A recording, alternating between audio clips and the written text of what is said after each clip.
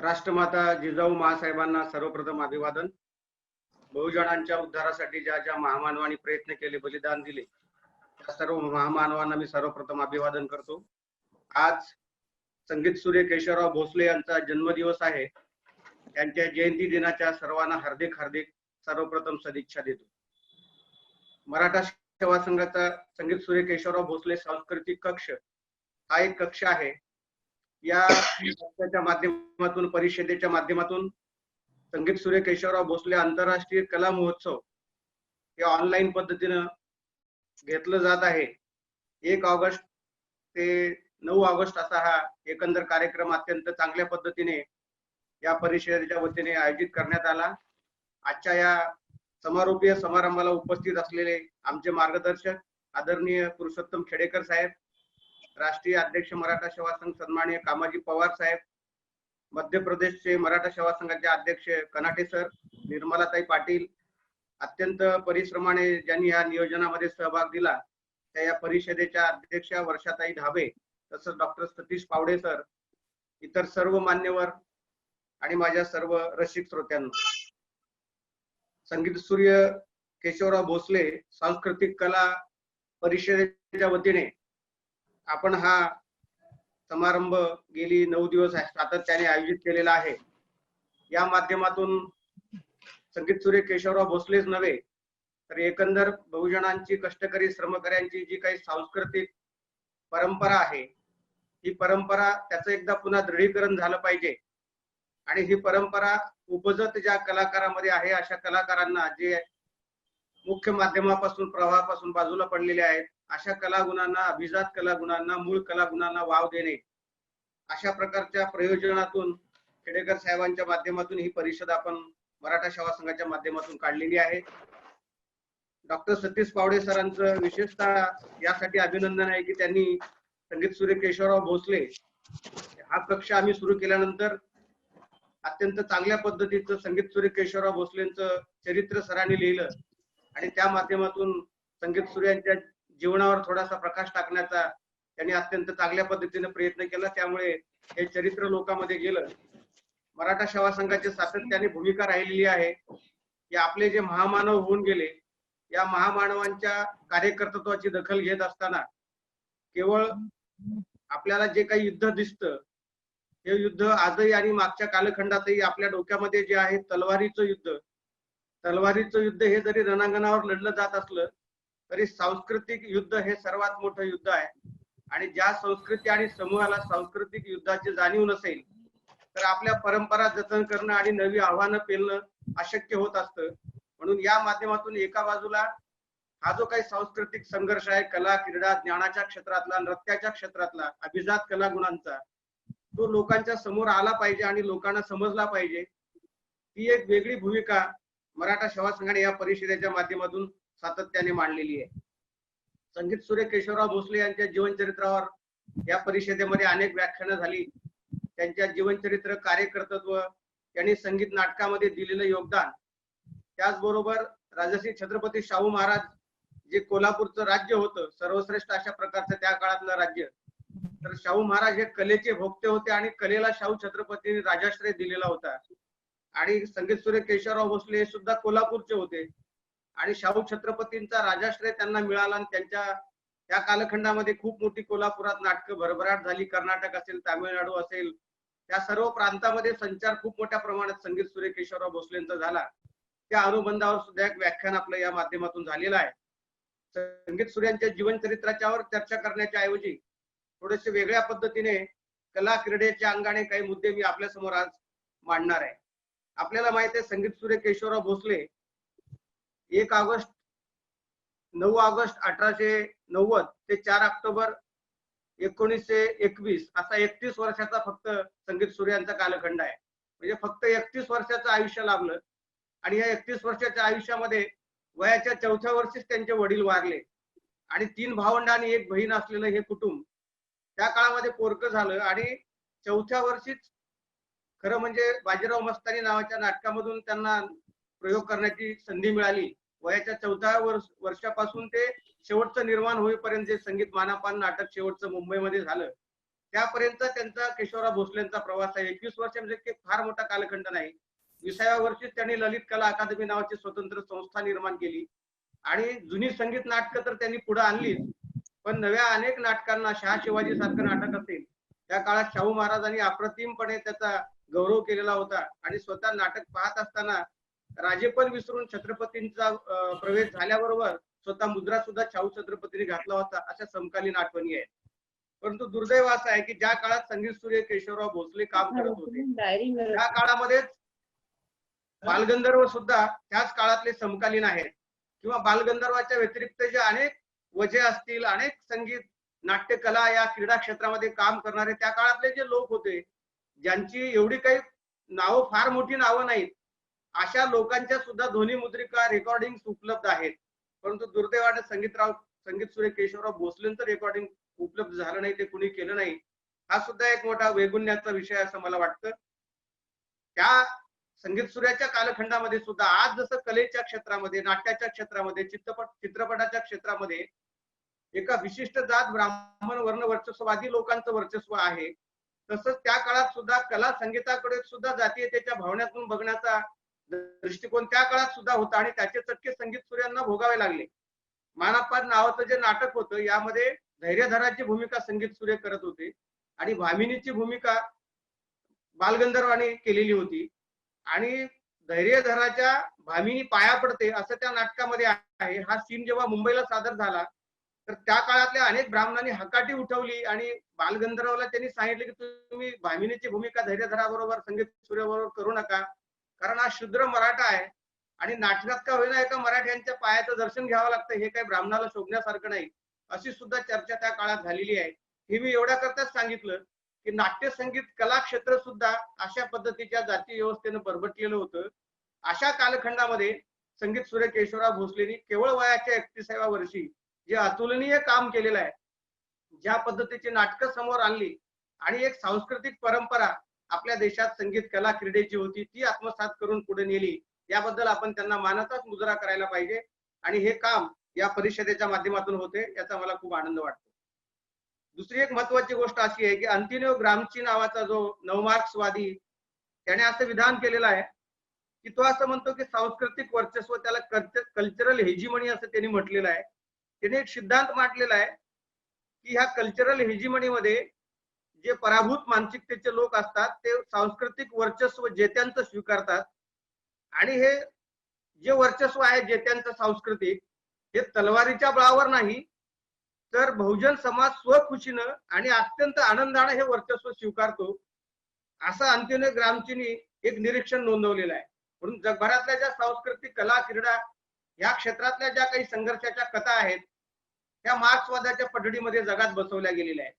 परंतु भारतीय भूमीच्या संदर्भात जेव्हा आम्ही विचार करतो थोडंसं वेगळं मत या ठिकाणी नोंदवावं लागेल, कारण भारतातलं जे काही संगीत विश्व, नाट्य विश्व, कला विश्व आहे, आपण जर असं म्हणत असू की कोणत्याही देशाचा इतिहास हा लढायांचा किंवा राजांचा इतिहास नाही, तर राजे जन्माला येतात, मृत्यू पावतात, अनेक राजे होतात, त्यांचे वंश सातत्याने चालतात, काही जणांचे वंशउच्छेद होतात, राज्य बदलत जातात, पण संस्कृती ही अबाधित असते आणि ही चिरकाल टिकत असते. तर ही संस्कृती राजांमुळे टिकत नसते, तर लोक, कलावंत, कलाकार आणि रसिक मायबाप यांच्या भरोशावर संस्कृती, कला क्रीडा टिकलेली असते.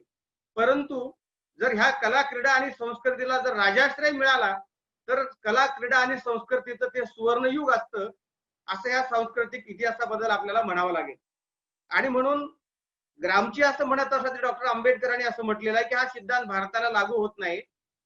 वर्णवर्चस्ववादाचा जो सिद्धांत आहे हा जेत्यांचा पराजित लोक जरी जगात स्वीकारत असले तर भारतामध्ये कले आणि क्रीडाच्या क्षेत्रामध्ये अनुकरणाचा संसर्ग आहे आणि म्हणून त्याला आंबेडकरांनी इन्फेक्शन ऑफ इमिटेशन असं म्हटलेलं आहे की जसं कोरोनाचा संसर्ग इच्छा नसताना सुद्धा बाहेर गेले की होतो, तर तसा हा संसर्ग आहे असं आंबेडकर म्हणतात की आपली इच्छा असो का नसो, आपण ज्या समूहामध्ये वावरत असतो त्या समूहातल्या वर्तमानातल्या अनेक घटना घडामोडीचे, आजाराचेच नाही तर कल्चरल सांस्कृतिक विश्वाचे सुद्धा संक्रमण होत असतं आणि त्याला भारतीय बहुजन समाज बळी पडलेला आहे, असं आंबेडकरांचं निरीक्षण आहे. तो सिद्धांत आपल्या देशाच्या दृष्टीने जास्त उपयुक्त आहे असं मला वाटतं. हाल नावाचा राजा आपल्याकडे होऊन घ्यावा. आपण कलेच्या अंगाने विचार करतोय म्हणून त्या अंगाने काही थोडी मत मी मांडणार आहे. हाल नावाचा राजा आपल्याकडे होऊन गेला, तो शेतकरी कुणबी होता. इसवी सन पूर्व 2रं शतक असं संशोधकांनी त्यांच्या कालखंड साधारणतः मानलेला आहे. तर हाल राजांची एक परंपरा आहे. जशी बळीवंशाची परंपरा आहे तशी हाल परंपरा आपल्या देशामध्ये आहे. तर ह्या हाल राजांचं वैशिष्ट्य काय होतं, तर हाल राजांनी जसं शाहू छत्रपतींनी कला, क्रीडा, नाटककार, कुस्तीपटू ह्या सगळ्यांना राजाश्रय दिला.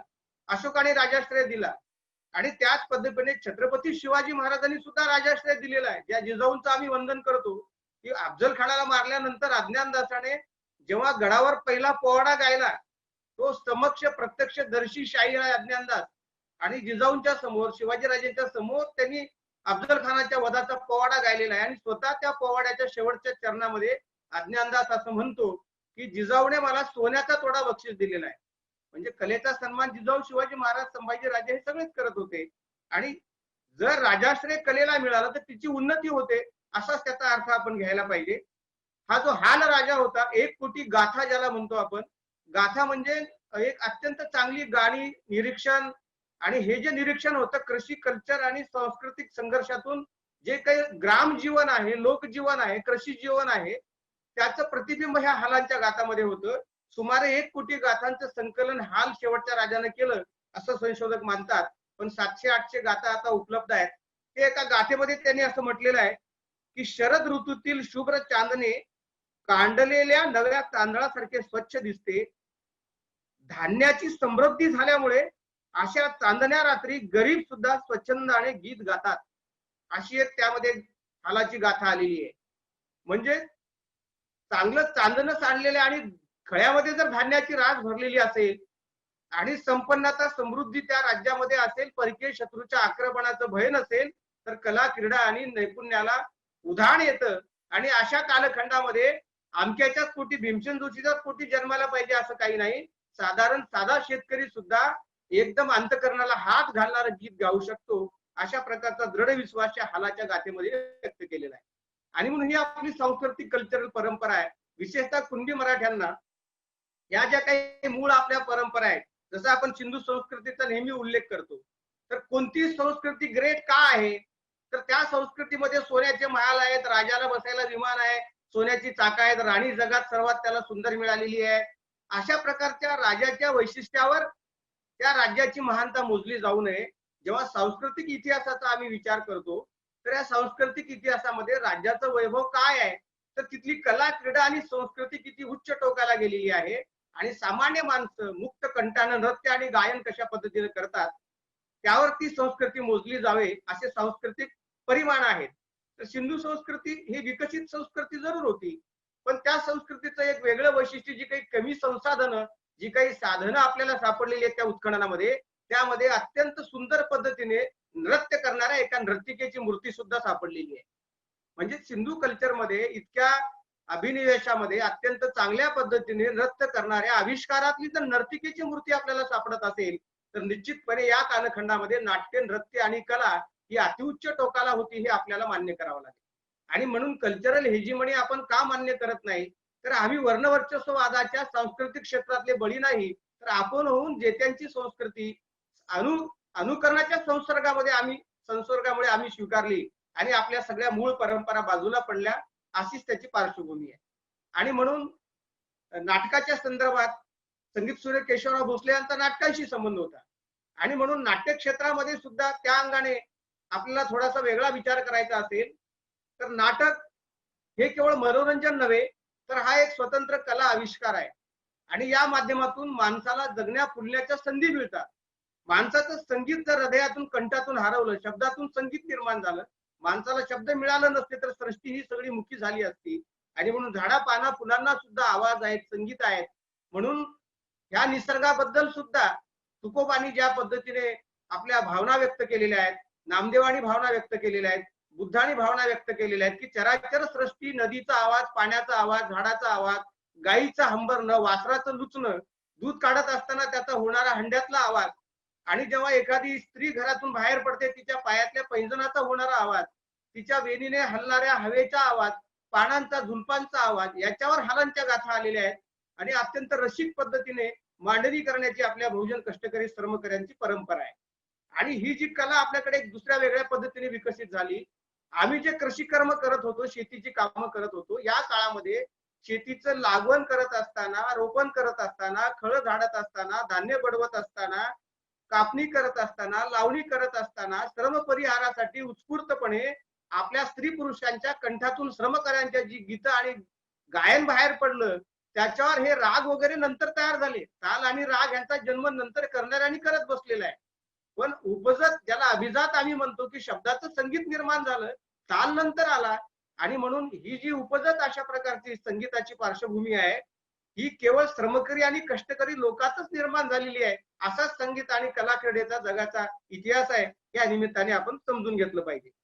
त्याचा पुढचा एक दुसरा मुद्दा एक वेगळ्या पद्धतीने मी आपल्याला सांगणार आहे, कमी वेळामध्येच. आपल्याला माहिती आहे की नाट्यसृष्टीचा जेव्हा आम्ही विचार करतो, तर मग आपल्याकडे आता जेव्हा आपल्या कार्यक्रमाचा आपण प्रारंभ केला, तर आपण नांदीने या कार्यक्रमाची सुरुवात केली. अनेकांना नांदी कळली नसेल, जे नाट्य क्षेत्राशी संबंधित नाहीत त्यांना. ही नांदी काय भानगड आहे, मग जिजाऊ वंदना झाल्यावर नांदी कशाला, असं अनेकांना वाटलं असेल. तर ही नांदी काय आहे, तर आता जी आपण नाटकं बघतो, हे नंतर जे शिरवाडकर वगैरे वगैरे हे आत्ताचे जे नाटककार आले मतकरी पर्यंत, सत्यशोधक परंपरेमध्ये सुद्धा एक नाटककार वेगळे महात्मा फुल्यांच्या परंपरेतून तयार झालेले आहे. परंतु ही आजची जी नाटकं आहेत, ह्या नाटकापेक्षा मूळ आपली अभिजात नाटकाची परंपरा ही संगीत नाटकांचीच आहे. आणि नाटक म्हणजे त्याच्यात संगीत होतं, नृत्य होतं, कला होती आणि संवाद होता. या चार चतुसूत्रीवर आपलं नाटक या देशातलं उभं आहे, जे सिंधुकालीन कल्चर पासून आपल्याला लक्षात येतं. आता ही नांदी काय आहे, तर जसं मी हालाची गाथा सांगितली, तसं आपल्या देशामध्ये नाट्यशास्त्रावरचे 2 ग्रंथ प्रसिद्ध आहेत. तर हे नाट्यशास्त्रावरचे जे 2 ग्रंथ प्रसिद्ध आहेत, माझ्या माहितीप्रमाणे नाट्यशास्त्रातल्या अभ्यासकांना सुद्धा एकाच ग्रंथाचं नाव माहिती आहे. दुसऱ्या ग्रंथाचं नाव सुद्धा अजून नाट्यशास्त्रातल्या सुद्धा अभ्यासकाला माहिती नाही. सामान्य लोक तर दूरची गोष्ट आहे. तर एक भासाचं नाट्यशास्त्र आहे, भरताचं नाट्यशास्त्र आहे. हा ग्रंथ इसवी सनाच्या 2ऱ्या शतकातला 2000 वर्षापूर्वीचा आहे.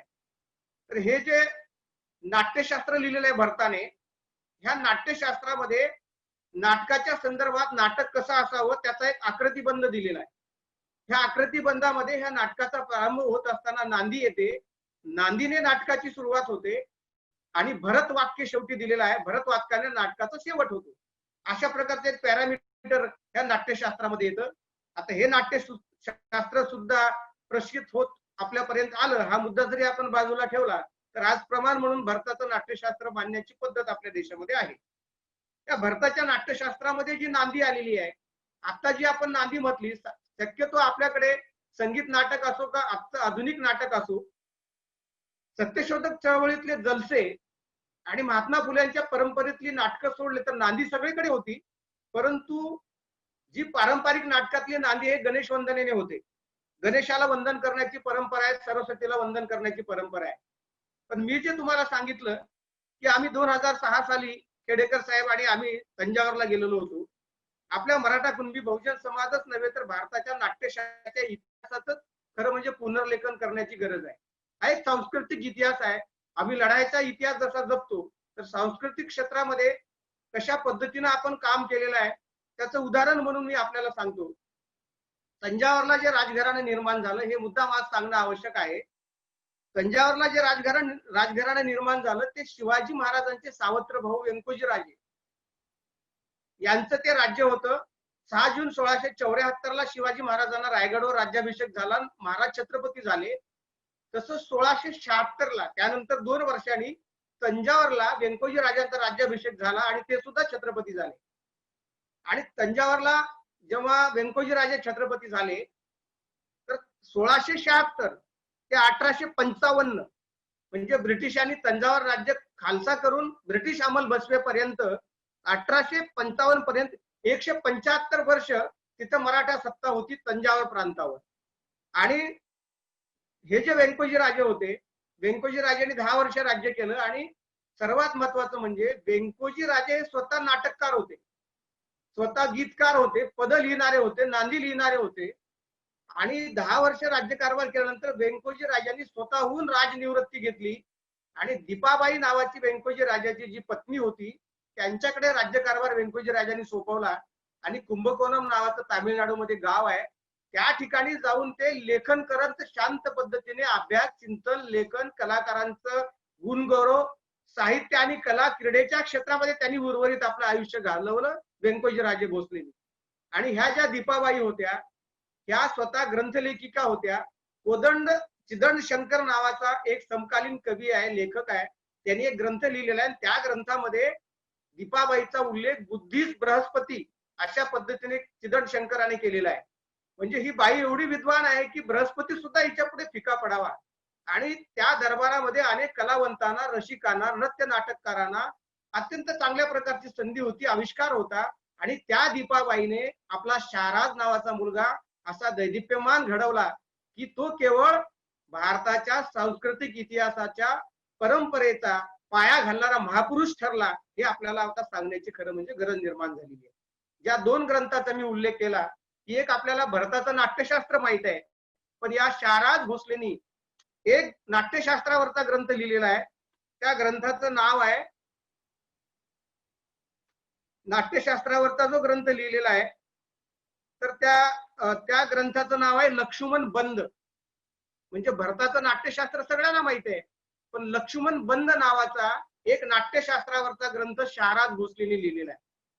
आणि हा जो लक्ष्मण बंद नावाचा नाट्यशास्त्रावरचा ग्रंथ आहे त्यात सुद्धा नांदीपासून भरतवाक्यपर्यंतची जी भरताची सिस्टीम आहे त्या सिस्टीमेला छेद देणारा लिखाण तर केलेलंच आहे पण हे नाट्य परंपरा सिंधू संस्कृतीपर्यंत नेऊन शाहराज भोसलेंनी जोडलेली आहे.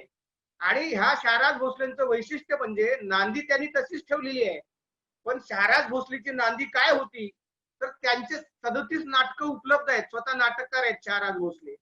तर त्यांची नांदी काय होती तर त्यांनी नांदी तशीच ठेवली पण नांदी गणपतीला नव्हती वंदन सरस्वतीला नव्हतं. तर ती नांदी मी तुम्हाला या ठिकाणी म्हणून दाखवतो. ती नांदी होती भगवान शंकराला जे सिंधू कल्चर शिव पार्वती आपली परंपरा मानतो. शाहराज भोसलेंच्या प्रत्येक नाटकामध्ये नांदी शंकराच्या वंदनेने सुरू होत होती. त्यात त्यांनी म्हटलेलं आहे नांदी अशी होती आता जसं मग आपण नांदी ऐकली ती नांदी अशी आहे जय जय पार्वती रमण जय पद्मगाभरण जय सुरामतमरण जय जिन दर्तरणा जय अलिक नुतावरण जय अभंग शरण जय असुर संहारण जय दुरित रामणा जय जय जय रवी शशी नेत्र जय जय जय राजमित्र जय नाम पवित्र जय सुचित्रा जय मुनी कृत स्तोत्र जय कर्पूर गात्र जय जय साधव सगोत्र जय सुंदर वस्त्रा जय नारदादि जय जय भक्ति वेदया जय गिरजार्धकाय जय अमर राया जय शमित आरी माया जय शिभोत्कर्ष ध्येया जय भवानी शाया जय जय जय नम शिवाया. शिवाला वंदन करून नांदी त्या लक्ष्मण बंद ग्रंथामध्ये सांगितलेली आहे. आणि जेवढी नाटकं 200 वर्षामध्ये तंजावर संस्थांमध्ये निर्माण झाली ती सुमारे 200 ते 250 नाटकं आहेत. आणि जेवढे राजे या कुळामध्ये झाले त्या सगळ्यांनी ती नाटकं लिहिलेली आहेत. म्हणून शाहराज भोसले पासून शाहराज भोसले तुळोजी सरफोजी पहिला प्रतापसिंह दुसरा सरफोजी दुसरा आणि शिवाजी राजे असे 7 राजे झाले तंजावरला. 7ही राजांची नाटकं सापडलेली आहेत. आणि म्हणून मी आपल्याला एवढ्यासाठी सांगितलं की जे भरताच्या नाट्यशास्त्रामध्ये आपल्याकडे संस्कृत नाटकांची सुद्धा परंपरा आहे. अनेक भाषेतली संस्कृत भाषेत सुद्धा नाटकं लिहिली गेली. त्यातलं उदाहरण म्हणजे मालका अग्निमित्र नावाचं एक संस्कृत नाटक आहे. तर संस्कृत नाटकाची परंपरा काय होती भाषाच्या नुसार तर या नाटकातले ब्राह्मणेतर जे पात्र होते ते संस्कृत भाषा बोलत नाहीत. नाटक संस्कृत आहे पण शूद्राला संस्कृत बोलण्याचे अधिकार नसल्यामुळं नाटक जरी संस्कृत असलं तर त्यातली बहुजन पात्र ही त्या बोली आणि ग्राम्य भाषेतून बोलत होती अशी संस्कृत नाटक आहे. परंतु ही परंपरा शाहराज भोसलेंनी मोडीत काढली. शाहराज भोसलेंनी संस्कृतमध्ये नाटकं लिहिली, हिंदीमध्ये लिहिली, मराठीमध्ये लिहिली, तामिळमध्ये लिहिली, तेलुगूमध्ये लिहिली आणि कर्नाटकमध्ये लिहिली. आणि म्हणून त्यांचा उल्लेख एवढ्यासाठी करावा लागतो नाट्य विश्वाशी आपण संबंधित आहोत आणि म्हणून संगीत सूर्यांवर अनेक वेगवेगळे विषय बोललेले गेलेले आहेत. म्हणून याशी संबंधित आपल्याला विषय समजावं म्हणून मी मुद्दाम हा विषय आपल्या पुढे सांगितलेला आहे की शाहराज भोसले आपल्याकडे आधुनिक नाटकाचं जनक कोण तर आपल्याला सांगितलं गेलं की नेहमीप्रमाणे नाव येतं की आपलं जे पहिलं नाटक मराठीतलं लिहिलं ते आपल्याकडे साधारणतः 1643 साली हे नाटक लिहिलं असं आपण म्हणतो. की आप्पासाहेब पटवर्धन जे होते सांगलीचे, त्यांच्या आश्रयाने विष्णुदास भावे यांनी मराठी भाषेतलं पहिलं नाटक लिहिलं असं म्हटलं जातं. तर ते 1943 असा कालखंड सांगितला जातो. ते आपल्याला एवढ्यासाठी माहिती देतोय, जसं संगीत सूर्यांची आपल्याला माहिती नाही, तसं नाट्य विश्वाच्या ह्या सांस्कृतिक कल्चरची सुद्धा आपल्याला माहिती नाही, ह्या इतिहासाची सुद्धा माहिती नाही. म्हणून हा इतिहास पुढे आला पाहिजे.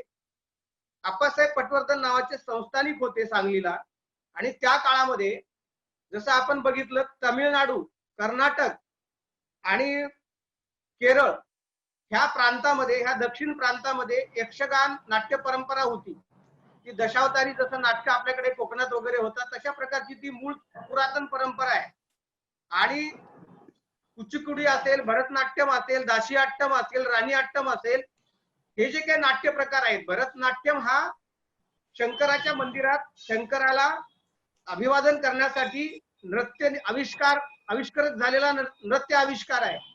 आम्ही तंजावरला गेलो तेव्हा तंजावरला बृहदीश्वराचं खूप मोठं भव्य असं मंदिर आहे. त्या बृहदीश्वराच्या मंदिरामध्ये भरताच्या नाट्यशास्त्रात आणि ज्या काही नृत्याच्या मुद्रा सांगितलेल्या आहेत त्या सगळ्या 111 मुद्रा त्या महादेवाच्या मंदिरामध्ये कोरलेल्या आहेत. म्हणजे नृत्याचा संबंध ईश्वर इबादत आणि ईश्वर उपासनेशी सुद्धा आहे. आणि ह्या नृत्याचा आविष्कृत देव म्हणजे नटेश्वर भवानी शंकरच आहे. अशा प्रकारची परंपरा ह्या शहाराज भोसले आणि ह्या कुळाने मांडलेली आहे.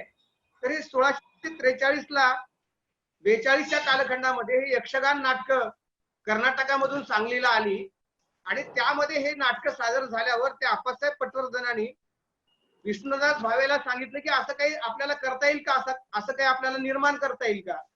तर विष्णुदास भावेंनी असा उल्लेख आहे की 1943 साली एक कविता लिहिली, ते सीता स्वयंवर आख्यान नावाने त्या कवितेचं नाव आहे. तर विष्णुदास भावेला आद्य नाटककार म्हटलं जातं, परंतु एकही नाटक विष्णुदास भावेंनी लिहिलेलं नाही. तर विष्णुदास भावेंनी फक्त कविता लिहिली आणि 1885 साली त्यांची नाट्य कविता प्रसिद्ध झाली. ते आख्यान आहेत. नाटक कशाला म्हणतात, जसं मग आम्ही सांगितलं, नाटक म्हणजे त्यात संवाद असावे लागतात. पहिलं प्रथम त्याच्यात नांदी, त्याच्यात संवाद, कलाकार आणि भरत वाक्य शेवटचं, आणि विविध सूचना असतात कलाकारांना की आता आमचा कलाकार येईल तो काय करेल, सूचना मेन्शन केलेल्या असतात. अशा प्रकारच्या सगळ्या लिखित प्रबंधाला नाटक म्हटलं जातं. तर असा काही प्रकार विष्णुदास भावेच्या बाबतीत झालेला नाही. त्यांनी नाटक लिहिलेलं नाही, तर कवितेचं आख्यान लिहिलेलं आहे. हे आख्यान म्हणजे नाटक नव्हे. तर मग हे श्रेय कुणाला जातं, तर आपल्याला प्रत्येकाला अभिमान वाटला पाहिजे की मराठी भाषेतलं जगातलं पहिलं नाटक हे लिहिण्याचं श्रेय जातं शहाराज भोसले यांनी. आणि शहाराज भोसलेंची 37 नाटकं प्रसिद्ध आहेत, मी बघा आपल्याला सांगितलं. आणि शहाराज भोसलेंनी 1684 ते 1712 28 वर्ष राज्यकारभार तंजावरचा केलेला आहे. आणि या काळामध्ये त्यांनी अनेक नाटकं लिहिली, आणि त्यातलं मराठी भाषेतलं पहिलं नाटक जे आहे, तसे मराठी भाषेतली 13 नाटकं सापडली. त्यात पंचभाषा विलास, लक्ष्मीनारायण कल्याण, गंगा कावेरी संवाद, गोवर्धन उद्धारण अशी काही नाटकं आहेत. तर ह्या नाटकामध्ये संवाद आहेत, नांदी आहे, भरतवाक्य आहे, सूत्रधार येतो, त्यानंतर त्यात नट्याला सूचना दिलेल्या आहेत. आणि एवढंच नाही, तर कर्नाटक आणि तामिळनाडू प्रांतामध्ये जिथे जिथे तंजावरचं साम्राज्य होतं, प्रत्येक देवाच्या मंदिराला त्यांनी नाट्यगृह बनवण्याची परवानगी दिलेली होती, आणि अनेक नाटकं त्या ठिकाणी सादर होत होती. आणि असे उल्लेख आहेत गंगा कावेरी नाटकामध्ये की महादेवाच्या मंदिरामध्ये जेव्हा हे नाटक सादर होत होतं, तर नाटकाचा विषय काय आहे, तर गंगा ही शेतकऱ्याचा उद्धार करण्याकरता पृथ्वीवर आली, आणि तिचं स्वागत करण्याकरता कोण कोण आलं ते स्टेजवर दाखवलेलं आहे त्या काळामध्ये. हे पुरंदरे काहीतरी नकले घोडे आणून आता दाखवतो ते जाऊ द्या, पण त्या काळामध्ये आजपासून 300 वर्षापूर्वी, 350 वर्षापूर्वी शहाराज भोसलेंनी गंगा कावेरी नाटक जे सादर केलं, त्यामध्ये गंगेचं आगमन झाल्यावर शेतकरी आपले बैल घेऊन, नांगर घेऊन स्टेजवर येतात. सगळे लोक या नदीचं वंदन करायला नृत्यगार येतात, कलाकार येतात, शाहीर येतात, लावणीवाले येतात, सुतार येतो, कुंभार येतो, कोवरजी येतो, कैकाडी येतो, पारधी येतो. म्हणजे सगळ्या लोकांचा उद्धार करण्याकरता ही नदी पृथ्वी तलावर आली, आणि स्टेजवर तिचं स्वागत करण्याकरता हे सर्व जातीपाती धर्मातले लोक येतात, आणि श्रोत्यांना आपलं प्रतिनिधित्व नाटकात दिसतं. अशा प्रकारचा वेगळा प्रयोग सुद्धा जगातला भारतातला पहिला हे आपल्या नाट्यशास्त्र लोकांनी केलेला आहे. आणि म्हणून शाहराज भोसलेचं वैशिष्ट्य असं आहे, मराठी भाषेतलं पहिलं नाटक त्यांनी लिहिलं. आणि मला तुम्हाला सांगायला अभिमान वाटतो की तेलुगू भाषेतलं सुद्धा पहिलं नाटक शाहराज भोसलेने लिहिलेलं आहे. तंजावरला आम्ही गेलो होतो, तिथं जे मराठी नाटक आहेत ते तेलुगू लिपीत लिहिलेले आहेत. तेलुगू, तमिळ, मल्याळम ह्या 3 भाषा आणि संस्कृत भाषा, इंग्रजी, हिंदी, ब्रज या सगळ्या भाषेचे जाणकार होते शाहराज भोसले. पंचभाषा विलास हे 5 भाषेचं नाटक आहे. म्हणजे कृष्णावर 5 नायिका प्रेम करतात आणि त्या 5 भारतातल्या प्रदेशातल्या आहेत आणि त्यांच्या त्यांच्या भाषेतून ते बोलतात, असं ते नाटक आहे. म्हणजे तेलुगू भाषेतलं गंगा पार्वती संवाद हे भारतातलं पहिलं नाटक. तेलुगू अकादमीने हे मान्य केलेलं आहे, तिथे वाद नाही. आद्य नाटककार तेलुगू भाषेतले शाहराज भोसले असंच लिहिलेलं आहे. कर्नाटक भाषेतले आद्य नाटककार ते सुद्धा शाहराज भोसले आहेत. आणि कन्नडातले पहिले नाटक सुभद्रा परिणय हे शाहराज भोसलेंनी लिहिलेलं आहे, तिथे सुद्धा वाद नाही. आणि हिंदीतलं सुद्धा पहिलं नाटक विश्वातील विश्वास आणि बंशीधर विश्वास असे 2 नाटकं सापडलेले आहेत. ते सप्रमाण सप्रयोग भास आणि लक्ष्मण बंद या चौकटीत बसवायचे असतील ते सुद्धा शाहराज भोसलेंनी लिहिलेले आहे.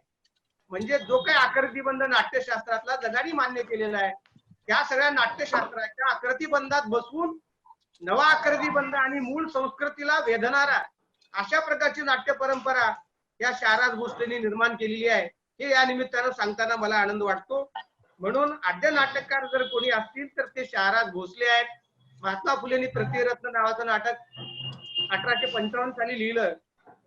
त्यानंतर अनेक आपल्याकडे जलसे आले. आता आपल्याकडे सत्यपाल महाराज, शिवराज महाराज, अनेक कलाकार, कीर्तनकार जे काही करतात हे एकपात्री नाटकाचेच प्रयोग आहेत. नाटकामध्ये संगीत आहे, कला आहे, नृत्य आहे, आविष्करण आहे.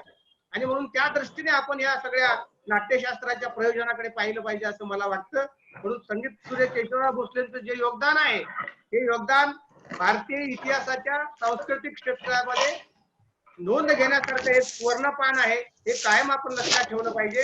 शाहू राजांच्या राजश्रयामुळे अनेक बहुजनातले नाटककार, चित्रकार, कलाकार त्या काळामध्ये निर्माण झाले. म्हणून नाटक असेल, लावणी असेल, पोवाडा असेल, यक्षगान असेल, दाशीअट्टम, मोहिनीअट्टम, भरतनाट्यम, कुचिपुडी किंवा हे जे नृत्य प्रकार भारतला ब्रज भाषेतले असतील किंवा ज्या कृष्णाची आराधना असेल, शंकराची आराधना असेल, उपजात कष्टकऱ्यांचं, श्रमकऱ्यांचं, कोळ्यांचं, सुतारांचं, लोहारांचं, वडारांचं, कैकाड्यांचं जे जे काही लग्नातली गाणी, जात्यावरची गाणी, हे अभिजात आणि उपजात आपल्या देशाचं संगीत आहे हे आपण लक्षात घेतलं पाहिजे. आणि म्हणून ही आपली खऱ्या अर्थानं कला, क्रीडा, नाट्य रसिकतेची परंपरा आहे. याला खरा आज राजाश्रय मिळाला पाहिजे. लोकशाहीच्या कालखंडामध्ये चुकीच्या लोकांना, लबाडाला राजाश्रय मिळाल्यामुळं खरी आपली जी संस्कृती ती काळाच्या पडद्याआड गेली. आणि त्याचं पुनर्निर्माण करण्याचं काम आपण मराठा सेवा संघाच्या माध्यमातून अशा पद्धतीने करत आहोत. ही अत्यंत अभिमानाची गोष्ट आहे. आपल्याकडे वारकरी परंपरेचा एक मुद्दा सांगतो आणि थांबतो. आपल्याला माहित आहे की कीर्तन परंपरा आपल्या देशामध्ये जी आहे ती त्याचे संस्थापक नामदेव महाराज आहेत. नामदेवाच्या पुण्यकीर्तन होतं याला कुठलाही पुरावा नाही. म्हणून कीर्तन हे जे ज्याला आधुनिक कीर्तन आपण म्हणतो त्याच्या जनकत्वाचा मान हा संत नामदेव महाराजांना जातो. त्यांनी पहिलं कीर्तन केलं आणि ते कीर्तन कसं केलं ते जनाबाईने लिहून ठेवलेलं आहे. आणि कीर्तन हे सुद्धा आपल्या मूळ सिंधू कल्चरला जोडणारी परंपरा आहे. आणि त्या माध्यमातून हे कीर्तन कसं होतं तर कीर्तनामध्ये सुद्धा संगीत आहे, नृत्य आहे, संवाद आहे आणि उपदेश आहे, नांदी आहे, सगळंच आहे त्याच्यामध्ये. आणि म्हणून हा आविष्कृत केलेला प्रयोग नामदेवानी खऱ्या अर्थानं लोकप्रबोधनासाठी वापरला. आणि ते कसे कीर्तन करत होते त्यांनी घोषणाच दिलेली आहे, नाचू कीर्तनाचे रंगीत ज्ञानदीप लावू जगी. आणि त्यांनी काय केलं तर जनाबाई असं म्हणते की नामदेव करायचा तर सुंबाचा करदोडा, रक्त्याची लंगोटी आणि नामा वाळवंटी कीर्तन करी असा नामदेव कीर्तन करत होता.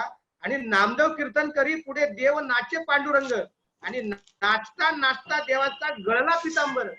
म्हणजे नृत्यात एवढे बेहोश झालेले नामदेव आणि वारकरी. आणि नामदेवाचं नृत्य बघून विठ्ठल सुद्धा आपल्या रुक्मिणीला सोडून नाचायला रणांगणामध्ये आला. आणि नाचता नाचता विठ्ठल एवढा बेहोश झाला की त्याच्या कमरेचं पितांबर गळून गेलं असं जनाबाईने लिहून ठेवलेलं आहे. म्हणजे किती तल्लीनता काय असते त्यामध्ये. विठ्ठल सुद्धा कसा याच्यामध्ये सहभागी होत होता हे त्यांनी अत्यंत चांगल्या पद्धतीने दाखवून दिलेलं आहे. आणि इथे ब्राह्मणाने संस्कृत बोलावं, शूद्राने त्याच्या भाषेत बोलावं अशा प्रकारचे बंध नव्हते. तर जनाबाई म्हणती जनी म्हणे ज्ञानदेवा बोला अभंग. म्हणजे नामदेव कीर्तन करी पुढे देवनाचे पांडुरंग आणि जनी म्हणे ज्ञानदेवा बोला अभंग. म्हणजे कोणी गाणं म्हणायचं ते ठरवण्याचे अधिकार जनाबाईला आहे. ब्राह्मण हा जरी ज्ञानदेव असला तरी ब्राह्मणाला अधिकार आणि त्याला हुकूम करण्याचे अधिकार मात्र नामदेवाच्या नाट्य परंपरेमध्ये शूद्र असलेल्या जनाबाईला आहे. म्हणून इथे ह्या सगळ्या सीमा लंघन यांनी केलेला आहे. आणि अवघा म्हणजे बाळवंटी हे जे सगळं आहे विष्णुमय ही भूमिका यातून आपल्याला दिसते. आणि सगळ्यात विद्रोह म्हणजे ही नांदी काय होती. जसं प्राचीन नाटकामध्ये शंकराला वंदन नांदीच्या माध्यमातून केलं गेलं, भवानीला वंदन केलं गेलं. आधुनिक काळामध्ये गणेशाला वंदन करण्याची परंपरा आली. नंतर काही शाहिरी जलशामध्ये वगनाट्यामध्ये अण्णाभाऊ साठे आणि शिवाजी महाराजांना वंदन केलेलं आहे. ही परंपरा पुढे ज्या राजाच्या आश्रयाने कलाकार काम करत होता त्यांना वंदन करण्याची परंपरा आली. पेशव्याच्या कालखंडामध्ये जे शाहीर नाटककार तयार झाले ते पेशव्याला वंदन करायला लागले. आणि म्हणून अशी परंपरा विकसित जरी होत गेली तरी तुकाराम महाराजांनी मात्र कीर्तनाच्या आरंभामध्ये त्यांनी सांगितलेलं आहे की चोखोबा माझा गणपती आणि राधा ही महारीण सरस्वती. म्हणजे गणपती सरस्वती नाचायला नाही, पण तुकाराम महाराज म्हणतात माझा गणपती चोखोबा आहे आणि राधा ही महारीण ही माझी सरस्वती आहे. तर हा जगातला सर्वात मोठा विद्रोह आहे, आपण लक्षात घेतलं पाहिजे. 400 वर्षापूर्वी गणपतीचं स्थान चोखोबा महाराला देणे आणि राधाई महाराणीला सरस्वती म्हणण्याचं धाडस ते केवळ तुकोबाच करू शकतात. ती परंपरा आपली आहे. आणि म्हणून कला क्रीडा या सगळ्या क्षेत्रामध्ये आपल्याला पुढे जात असताना संगीताचा परंपरा, रागाची परंपरा, तालाची आणि नृत्य आविष्काराची परंपरा ही उपजत आणि अभिजात आहे.